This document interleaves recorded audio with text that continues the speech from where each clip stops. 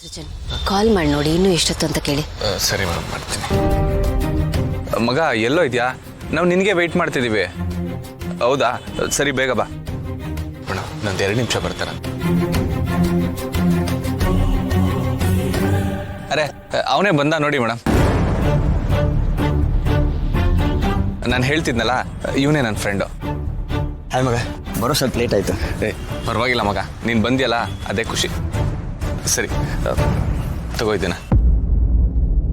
ಮಗ, ನನಗೆ ಸ್ವಲ್ಪ ಟೈಮ್ ಬೇಕಾಗತ್ತೆ. ಅರ್ಜೆಂಟ್ಗೆ ಆಗೋ ಕೆಲಸ ಅಲ್ಲ ಇದು. ಸರ್ವರಿಂದ ಡಾಟಾನ ತೆಗೆದು ನೋಡಬೇಕಾಗತ್ತೆ. ಅದರಲ್ಲೇ ನನ್ನ ಮಾಮೂಲಿ ಕೆಲಸದ ಜೊತೆ ಇದನ್ನು ಮಾಡಬೇಕು. ಸ್ವಲ್ಪ ಟೈಮ್ ಹಿಡಿಯತ್ತೆ. ಪರವಾಗಿಲ್ಲ ಮಗ, ನೀನು ಟೈಮ್ ತಗೋ. ಆದರೆ ಈ ಕೆಲಸ ನೀನು ಮಾಡಿಕೊಡು. ನಿನ್ನೆ ನಂಬ್ಕೊಂಡು ಬಂದಿದ್ದೀವಿ. ನಿನ್ನ ಹೆಲ್ಪ್ ಬೇಕೇ ಬೇಕು ನನಗಿವಾಗ.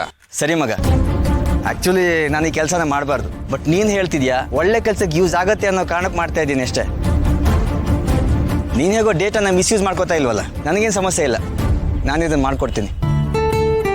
ನನಗೆ ಸ್ವಲ್ಪ ಟೈಮ್ ಬೇಕು. ಈಗ ಜಾಸ್ತಿ ಏನಲ್ಲ, ಒಂದು 3 to 4 hours ಅಷ್ಟೇ. ನಾನು ನೋಡಿ ಹೇಳ್ತೀನಿ.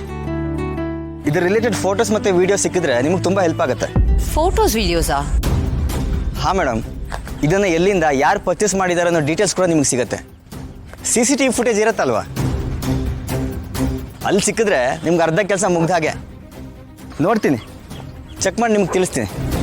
ಸರಿ ಮಗ, ನೀನು ಕಾಲ್ ಮಾಡಿ ನಾವು ಬರ್ತೀವಿ. ಸರಿ, ಬಾಯ್.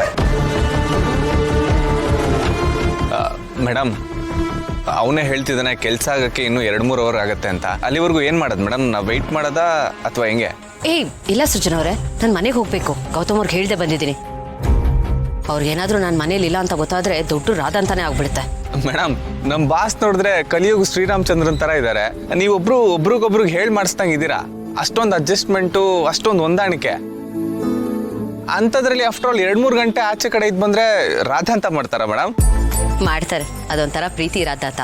ಐ ಮೀನ್ ಪ್ರೀತಿ ಹೆಚ್ಚಾಗಿ ಮಾಡೋ ರಾಧ ಅಂತ. ಇರ್ಬೋದು ಮೇಡಮ್, ನಿಮ್ಮಲ್ಲಿರೋ ಪ್ರೀತಿ ಕಾಳಜಿಯಿಂದ ಮಾಡಿದ್ರು ಮಾಡ್ಬೋದು. ನಮ್ಮಂಥ ಬಡಪಾಯಿ ಬ್ಯಾಚುಲರ್ಸ್ಗೆ ಅದೆಲ್ಲ ಎಲ್ಲಿ ಗೊತ್ತಾಗುತ್ತೆ ಮೇಡಮ್? ಮೇಡಮ್, ಇನ್ನು 2-3 ಗಂಟೆ ರಿಸಲ್ಟ್ ಬಂದೇ ಬರುತ್ತೆ. ಆ ಕಳ್ಳನ ಮಕ್ಕಳು ಸಿಗ್ಬಿಡೋದು ಗ್ಯಾರಂಟಿ ಮೇಡಮ್. ಸರಿ ಮೇಡಮ್, ಬನ್ನಿ ಹೊರಡೋಣ.